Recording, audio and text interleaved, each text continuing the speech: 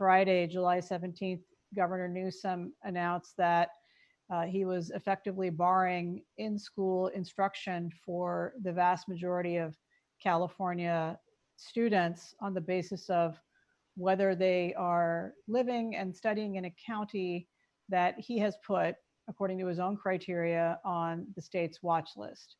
No opportunity was given for individual school districts to proceed with the detailed and thorough plans that many of them had made for the in-school instruction that they know as educators the children in those districts need and that the parents were relying on. And also surprisingly, this decree covers private school students as well, with the effect that parents who have an interest in taking their kids out of ineffective public schools, not delivering education, are now also deprived of a private opportunity.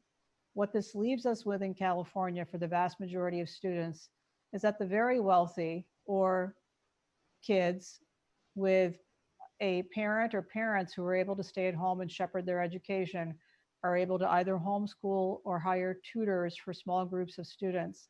But the vast majority of children in California, middle-class children, children from minority backgrounds, children with independent education programs to help them learn because of their special needs, and children who have other struggles in the household because of a single family household, or a parent who isn't engaged, or a parent who isn't able to technologically allow them to connect effectively, or a kid who is tasked with babysitting their siblings.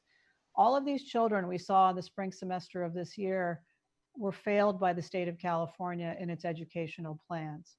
In Los Angeles County alone, tens of thousands of students simply were unable to log in or did not show up. There was a significant drop off in attendance. Even parents with the most motivated and academically successful children reported depression, anxiety, withdrawal, behavioral issues, a lack of motivation. Now going into the school year, a lot of parents and their children of college-bound kids are extremely anxious about their child's inability to compete because the online education the state is providing is not giving grades that allow them to compete against students from other states or even from the parts of the state that are offering in-person education. Needless to say, even non-contact sports are being disallowed.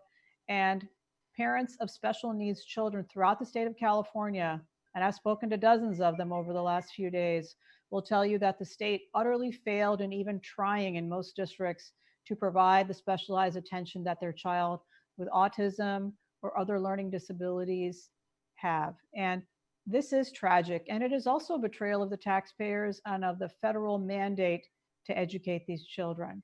So in a very short period of time, we have drawn together the science that underscores the importance of opening these schools. And I want to emphasize that the science comes from across the political perspectives and spectrums. Just yesterday in the Boston Globe, several Harvard professors who teach public health at Harvard came together to say that it was imperative that America open up its schools. And this has been the recommendation of pediatric physicians, as well as school superintendent associations and educators throughout the United States. Indeed, California is the only state in the United States where there is a ban on the majority of children from being educated. Now, the teachers union and activists who are using fear instead of science to justify the closure of the schools will say, well, it's not safe for the kids. Well, it is safe for the kids. And in fact, the data shows that there have been 0 deaths of school-aged children in California. But what about their parents? And what about the teachers? Yes, there may be vulnerable parents and grandparents at home.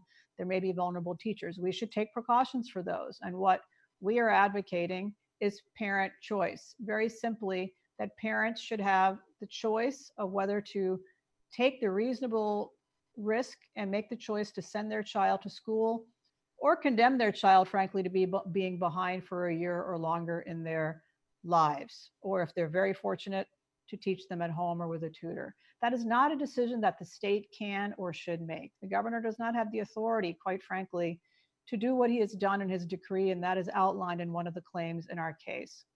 Our plaintiffs in this case are 9 California families from across the state with different situations, different types of children in the schools with different needs and different backgrounds. What they share is despair over what California is doing to their families and their children. And these are families that could otherwise thrive and be successful in a proper supportive environment. So we came here for the kids, we came here for the families. We intend to pursue an injunction in court to prevent the governor from destroying the academic year and beyond for these families and their kids. And as a woman professional, I will add that the burden of this particular decision of the governor will set back the feminist movement by decades, because it really forces women, who are the primary caretakers still in our society of children, to choose between their children and their jobs. And we have heard this from numerous mothers who have called us. And again, this has been across the political spectrum. So with that, I will turn it over to the first named plaintiff in the case, Matthew Brack, to talk about his family's experience and why he has chosen to participate in this lawsuit. We will then hear from a second plaintiff as well. Thank you. Thank you, Harmeet. My name is Matthew Brock. I am a board member of the Palos Verdes Unified School District. As a parent of 2 students, I've seen how the isolation and lack of in-person instruction has affected them. I am concerned for their education and also their mental health, as isolation is detrimental to a child's growth. As a school board member, I have always fought for the students of our district to get the best education that they deserve. I believe our students, like my children, are better served through in-person instruction, where they're able to interact and receive feedback from teachers and peers. Our district created a reopening task force, committees consisting of over 120 parents, teachers, staff, doctors, psychologists, nurses, and other medical professionals to design and implement plans to safely get our students back to school while adhering to the requirements of the Los Angeles County Department of Health. Through online surveys to our community, our families overwhelmingly want to return to the classrooms. And I feel that as a community, we are in a better situation with our medical professionals, educators, and the Department of Health to determine when it is safe to send our students back to school. By offering an in-person model and a distance learning model, we have created options for families and teachers, knowing that they are in the best position to determine what is right for them and their families. I understand there's a balance between public health and rights. However, any infringement upon our constitutional right to education must be tempered and done in a way that is least restrictive. Requiring communities to meet county metrics is simply not the way to do it. Thank you, Harmeet. Thank you, Matthew. And now we're going to hear from Christine Ruiz, who together with one of her children is also a plaintiff in this lawsuit. Christine? Good morning, everybody. Like she said, my name is Christine Ruiz. I have 2 children. One is final. For our severe child, his education abruptly ended. There has been no services provided. And mind you, when my son goes to school, he has a team, a speech therapist, occupational therapist, a master's in education and special needs teacher. Everybody is hands-on with him to teach him. He is a hands-on learner. He's not a webinar learner. He's not a Zoom meeting learner. And since that day, it has been nothing. It has been isolating. We have not been able to do anything with him. So our family has taken it upon ourselves to obtain outside services, which has been a financial hindrance to us, because regression in special education students is dangerous and profound when their services are cut off. And for us, the finances are devastating, but we are willing to chance it, because without those services, there's no life for him. He is dependent on everybody, and we're trying to counteract that and make him independent. And with the school not assisting with that in the day-to-day process, it's such a huge, it's upsetting, it's heartbreaking. And when we log on to school board meetings that we have been to see what the plan is, what's the plan for special education, where do our children stand, it's crickets. There's never any mention of our special education students. what their life will look back, even if we return to school. When, if, maybe never. Online learning for our special education students is almost a death to them. And so that's why I decided to join this lawsuit and spread our story that we are the ones left behind. We are the ones not given any type of priority or thought to what our children are going to, what our future is going to look like without going back to school. Thank you for letting me share. Thank you, Christine, and thank you, Matthew. This was put together very quickly because of the importance of this and the fact that school starts in weeks. So as you can imagine, this has been an around-the-clock effort. In this process, we have spoken to dozens of educators, activists for educators, parents, even kids, and particularly from a broad spectrum of the state. I've also spoken to pediatricians and physicians around the country who have directed us to a lot of the information that you'll see in this lawsuit that supports our position that science dictates choices for parents. Science does not support the position of the state. And I want to add that most of the teachers I've spoken to are heartbroken about this as well. People do not go into the teaching profession to not teach. Special needs educators do not go into that profession to not help their kids. And they're devastated even during the distance learning to not be able to do one-on-one education for those kids who most need it. And particularly one teacher I spoke to in Los Angeles who teaches English as a second language students was devastated to not be able to provide the services that he went into teaching for. And most teachers have choices. They could have done a lot of things in their lives. So this is not pointing fingers at the teachers.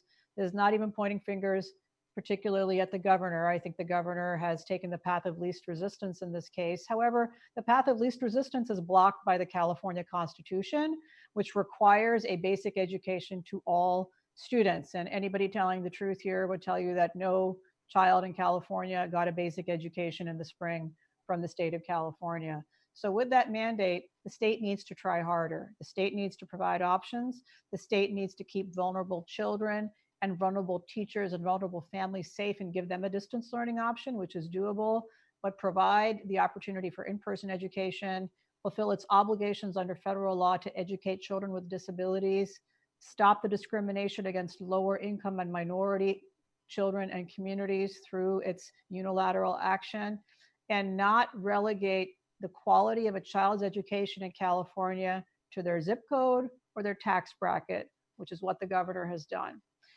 Stepping back, Center for American Liberty has filed a number of lawsuits in California during this COVID crisis. I'm pleased to say that in response to our lawsuits, the governor of California and the state have in some cases worked with us, in other cases unilaterally gone and changed their orders to open up the churches to prayer with safe, socially distanced numbers, to open up protest, which he barred originally, but after our lawsuit was filed, changed to allow protest outdoors. Open the beaches of Orange County, open several types of restaurants with social distancing measures. If you've been able to get a haircut or your nails done in California, it's been thanks to the efforts of the Center for American Liberty. And I frankly thought that we were reaching the end of having to litigate these issues in the courts because of the sensitization people have of the balance between their rights and safety and being able to make public choices. So it is with reluctance that we filed this lawsuit because really the best way for our decisions about education to be made is by the elected school board leaders, by the parents who are actively engaged in their communities, by the private school professional educators, and most importantly, by the parents and by the children themselves. But the governor took that choice away. It is devastating and it must be stopped. And we must try harder with the $100 billion budget that California has for educating its children, with the nearly $20,000 per child in the public schools that California makes available. Those dollars need to be spent to educate the children and not for some other purpose. Happy to take any questions, but I would particularly urge that reporters ask questions of our plaintiffs because they're the ones who have the most on the line here. And really quickly, you can either send a message in the chat or raise your hand and I will make you a panelist so you can come in and ask the question.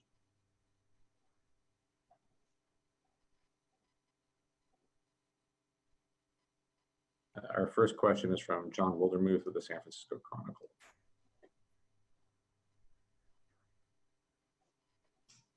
All right, John, you have to, I'll meet you. All right, John. Sorry.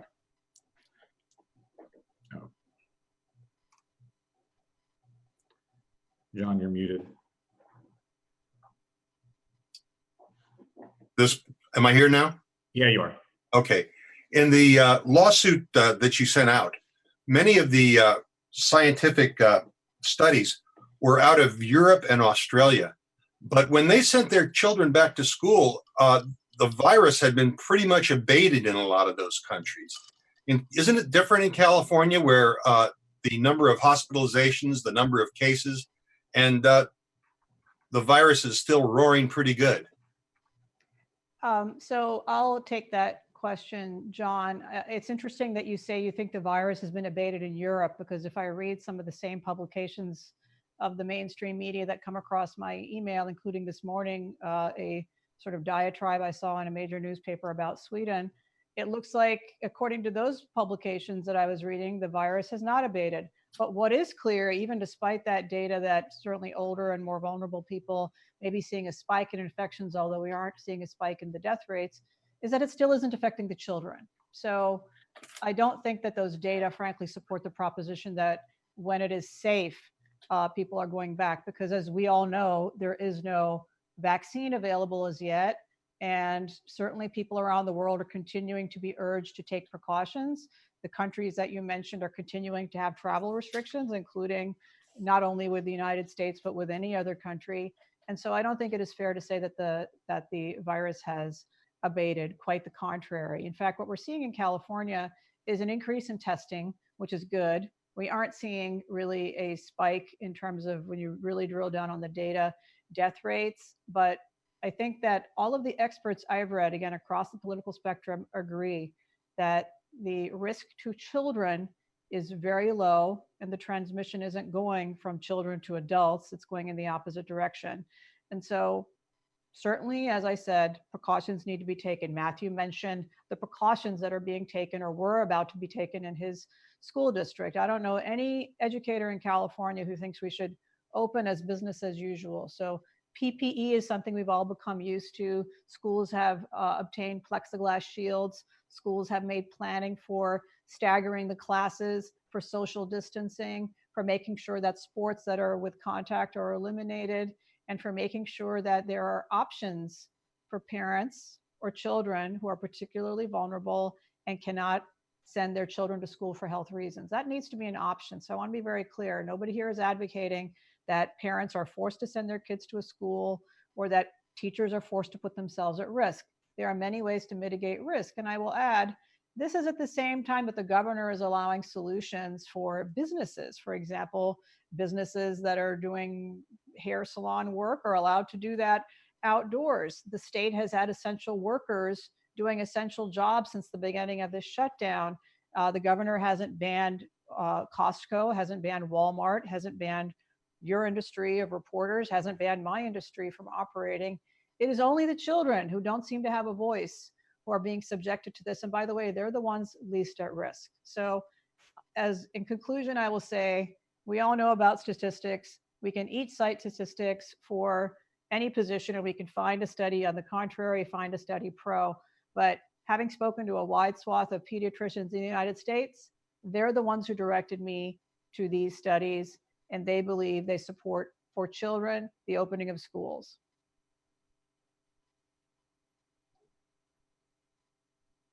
Other questions?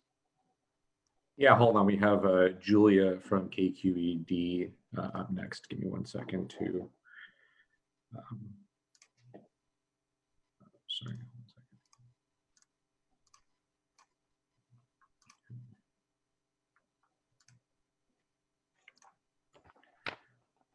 Julia, you're on. You just need to unmute. Okay. Hopefully I'm with you guys. Yep.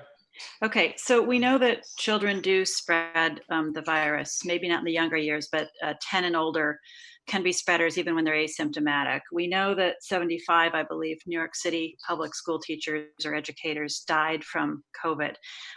So I think teachers, I know, understandably are questioning whether they have to put their lives on the line in order to do their jobs when distance learning can work. I understand your concerns about children with special learning needs. I do hear you, but I am wondering if you're asking teachers to be willing to contract this virus and possibly bring it to their families and continue spreading it in their communities, let alone die from it, in order to meet the needs. It's a very difficult balance, isn't it? I don't think so. So first of all, maybe you didn't hear the press conference. I'm not requiring or suggesting that anybody be forced to do anything. The teachers I've spoken to, without a single exception, and of course, maybe they're self-selecting, have said that distance learning is ineffective. Not a single parent in California who I've spoken to, Democrat, Republican, educated, non-educated, rich, poor, will tell you, if they're being honest, that distance learning is as effective or even effective, quite frankly. And when you read the lawsuit, you'll see the stories of parents across the socio-political spectrum who, to a man and woman, will say that it has been ineffective. So it is absolutely a fallacy that I reject, that distance learning is effective for most students. I don't think it's effective for any students, quite frankly. Secondly, nobody is suggesting that teachers should die. I think that's melodramatic and frankly silly. That's not what this lawsuit is saying. If a teacher is concerned about dying, like I said, there are measures that we can take. They had the same concerns about dying as workers do in essential industries. People have choices. So every worker in California has a choice. These are not people being sent into the trenches to die in World War I. These are people who have access to distance, if that is what works for them as a teacher. You can certainly see a scenario where there's a classroom full of children, but the teacher, because of his or her health concerns, is zooming into that classroom, and there are teachers' aides or others there who can teach. So I think it is a false choice to say either everybody dies or we close the schools. And in fact, as the science has shown from the countries that had their schools open, it has not been the case. And certainly, if you're elderly, if you are with diabetic or disabled or have asthma, a lot of people have those concerns. We are managing to function as a society without shutting down all businesses and all walks of life. So I'm all in favor of choice. The teachers should have choices. The school districts should have choices. The parents who are very scared about some of the things that they read in the press should have choices to hold their child back from education for a year, because that's really what we're talking about here. No child is getting an effective education that is equivalent or even frankly basic under the distance learning that California is providing. And when you talk to school districts across the state, what you will find is the wealthier school districts, or the school district with wealthy engaged parents, they had better distance learning than other school districts. LA Unified School District, some school districts were basically putting on a pre-recorded program, or not even that, just sending home written assignments and making the parents do the teaching. That's not acceptable. And I know most teachers don't want that either, because students will fail. And by the way, since we're on the topic of students failing, California already has a relatively abysmal record of educating its students. When you look at the LT lawsuit that was filed 4 years ago in around the state, which targeted literacy and other problems in California, even prior to COVID, California's students were behind by several grades students in other countries and other states. We cannot afford to have that situation. The fact that we have COVID does not mean we should simply give up and phone it in. The next question is from Amy Taxon, and she doesn't have audio and asked me to read it. So I'm going to go ahead and read it on her behalf from the Associated Press. I'd like to ask the following. There is a waiver process for elementary schools. Why file a lawsuit? Why not encourage schools to apply for a waiver under the guidance issued last week if their communities wish to open? That's an excellent question, and it is addressed in our lawsuit. Our lawsuit points out that, first of all, the governor's order, we believe, is unconstitutional. It does not comport with due process. It does not comport with California law. The governor does not have the authority to unilaterally override all of the elected school boards in California and make this decision. Secondly, when you look at the very vague, frankly, shockingly vague waiver process that the governor has outlined in his vague order, you will see a number of factors that include, quote unquote, consulting with labor and a number of other categories. What does that mean? That's unconstitutionally vague. There are no standards. There are no metrics. There is no process outlined. There is no timeline. There are no criteria by which a school would know whether or not to apply for that waiver or whether or not it is possible. And by the way, if labor, which is specifically listed there as a factor in determining whether a waiver will be allowed, is allowed to veto a private school opening, well, I think you have the answer there. Frankly, I think a lot of this has been driven not by teachers, but by the teachers union itself, which has a particular political agenda that includes a lot of things that have nothing to do with educating our children, defunding the police, for example. So that's unconstitutionally vague. Now, if the governor had put forward a series of constitutional measures that would allow schools that want to apply for a waiver to fast track that, do it, know what is required, come with their packet, I think that would be a very different situation. That is not the situation that we have in California. By the way, this is a state where if you talk to people on the street, you will find that they are waiting for 4 months for EDD to answer the phone. The state has been incompetent in handling COVID. Do you think they're going to be competent in processing so-called waiver requests according to unpublished, vague, and frankly unknowable criteria? It appears that the governor put this whole program together very hastily. Unfortunately, that doesn't comply with due process. So that's the answer to that. Okay. We have no more pending questions. Does anybody else have any questions before we conclude? I would love to give a chance to our two parents here to give a final remark. I've spoken a lot here, but this is really about them. We did get another question, so we can do that towards the end. I'm going to make Maureen Taylor.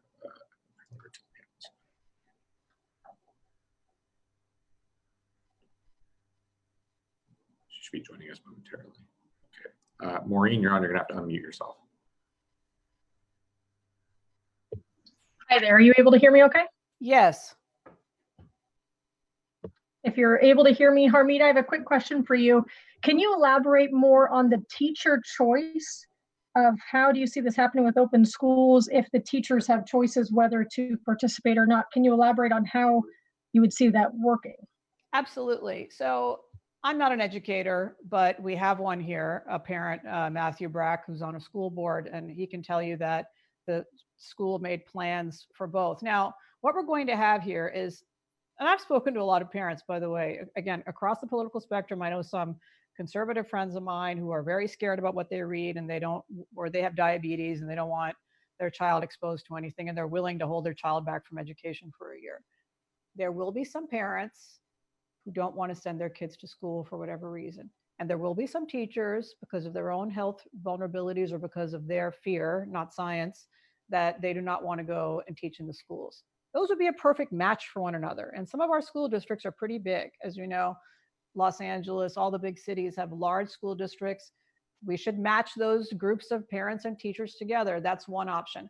I sketched out another option in my comments, which is you could have teachers Zoom into a classroom where kids are otherwise able to enjoy the benefits of in-person learning in their other classes, but maybe that teacher provides instruction by distance learning. What I find interesting is when I spoke to a school superintendent in a major district yesterday, or actually Sunday over the weekend, I was told that that particular district intends to have teachers come in to the classrooms to teach remotely, which seemed interesting to me because at least that was giving the projection to the kids at home, if they're doing it from home, that this is a formal process and the teachers aren't doing it with their children and their dogs and their distractions in the background. Apparently teachers didn't want to do that because teachers have their own needs to take care of their own kids. So I want to be clear, what the governor has done here is imposed a lot of burdens on teachers as well. And I think quite a few teachers are now torn between their ability to even do their jobs in distance learning and take care of their own children. That's the problem for every parent in California. So in conclusion, in a state with 40 million people, a minority of whose children are going to want to have distance learning, and probably a minority of teachers who feel the same way, I think there are technological solutions that we can bring to bear that would marry those two together and make sure that there are choices for everybody. I know this is hard, but the fact that it is hard does not give California, which has a constitutional duty to educate the children in a basic way, a pass. As I've said publicly before, this is a country that put a man on the moon. This is a country that's spending, this is a state that's spending tens of billions of dollars on a bullet train. We have solved a lot of engineering problems in this state. We have the world's top technology in Silicon Valley and engineers who would love to devote their resources to figuring out how to solve this problem. And we have a few weeks left to do that. So I think we should try problem solving rather than simply giving up. Mr. Brock, I think you want to add something if you want to unmute. Yes, thank you. Option is what we've been focused on since this all began. We've surveyed our parents, we've surveyed our teachers. We understand that everybody is in a different situation. So we are providing those options. We have excellent teachers up here. We have some of the best teachers in the state who want to come back to school, who received an email last night from a first grade teacher who said there's just simply some skills that cannot be taught online. And she's anxious to get back into the classroom. We have other teachers who in the last semester did really well in distance teaching as well as you could do. So they are, we're hoping that they will take the reins and, move towards the distance education for our students who want to stay home. So again, as Harmeet said, this is not about compelling anybody to do anything in our districts. This is about pairing people with their choices so that we can get our students back in class. And thank you. Before we move to closing comments, is there any final questions from any of the journalists? Oh, we just got one from Julia from KQED again. She writes, before the governor announced Friday, teachers were concerned about safety measures, our inability to test and contact trace. They want to come back, but only under safe conditions that takes more money to supply these measures. Berkeley has spent $10 million and has been reimbursed $700,000. Budgets are in crunch mode. So how could schools afford to reopen given the lack of basic testing in place, as one example? Those are good questions. So I think the answer is the state is failing. Those are more examples of the state failing. That's not an excuse for the state to give up. The state has a constitutional duty to educate the children. I just gave you an example of a boondoggle where the state is spending tens of billions of dollars on a train that is frankly nonsense and nobody supports anymore. Why don't we shift some of the money in the budget that's not being used into educating our children? Because that's, by the way, a statutory duty and a constitutional duty. Some of the other stuff we waste money on in the state is not. The fact that the state is failing to reimburse municipalities for their safety measures is appalling. I think it is appalling that people who are unemployed in the state are not able to get through to EDD. How hard is it to man the phones? There are a lot of, phones are something that you should be able to handle. So I don't think that's an excuse for the state to just give up because there's too much at stake here. When you read what the pediatricians are saying about the mental and physical scars that will be permanent on many of these kids, you realize what is at stake. Those of us who are adults, can't go to work, you have to do your job from your living room, will bounce back. Some of these kids will not bounce back. And that is going to pay negative dividends for our state and our country forever. And so there's too much at stake. Personally, as a person who's critical sometimes of the bloated budgets of our state, this is something we need to be spending money on to the exclusion of everything else. And so I would support that, and people need to be pressing the governor to answer those questions. Okay, I don't think we have any more questions if you want to move into your final comments. My final comments are, like I said, I regret that we are making policy by litigation here, but that's frankly what's happened throughout the COVID crisis. I think the governor is a person who, certainly is trying to satisfy a number of different constituencies. He's chosen the wrong constituency to satisfy here by listening to the squeakiest wheels and not the parents who are voiceless, the parents who are working 2 jobs, the parents who, despite his moratorium eviction, are afraid of their family being kicked out onto the street, the parents who are asking their children to babysit their other children so that they can avoid starvation. These are the choices that the governor is imposing on these children. We all know from pediatricians and from experts that distance learning is condemning many children to abuse at home, to sexual abuse, to neglect, to food insecurity, to a host of issues that our schools have come to address over time. So it isn't just about the ABCs. It isn't just about the fact that they can't do their science lab, their chemistry lab to get into their pre-med program by distance learning. It's really about life and death for some of these kids. A 1% increase in the suicide rate among children, which is what the trends are in some of the districts that have looked at these issues, will be far more of a mortality rate than COVID. And so I view this as a crisis. And I hope that when the governor takes a second look at this and hears the voices of parents, he comes to the table and we work out a solution that, again, gives parents and schools and school districts choices. That is all we are seeking in this lawsuit, is choice. And choice is the watchword of our society. The education is an obligation of the state. It must be done in a way that is effective. And finally, I want to make sure we don't forget those special education children. You may think that's a minority of kids, but it's an increasingly large percentage of kids who get support through the system. And they got zero support, most of them. And I spoke to an African-American educator yesterday who told me that her own nephew, basically the special education teacher, after a half-hour session, just threw up her hands and said, I can't do this, and hung up. And that was it for the whole semester. That was in March. This is unacceptable. And that's not just an anecdote. I have not spoken yet to a single person who tells me the distance learning went great for everybody concerned, because that's not true. So in conclusion, thank you for your attention to this very important issue. I think there is no more important lawsuit that the Center for American Liberty has filed than this lawsuit that affects more people in the state of California. It really affects the majority of the population of California. It affects employers. It affects parents. It affects teachers. It affects $100 billion of spending. Plus, it affects the future of our economy and our society. So it's really important. Thank you.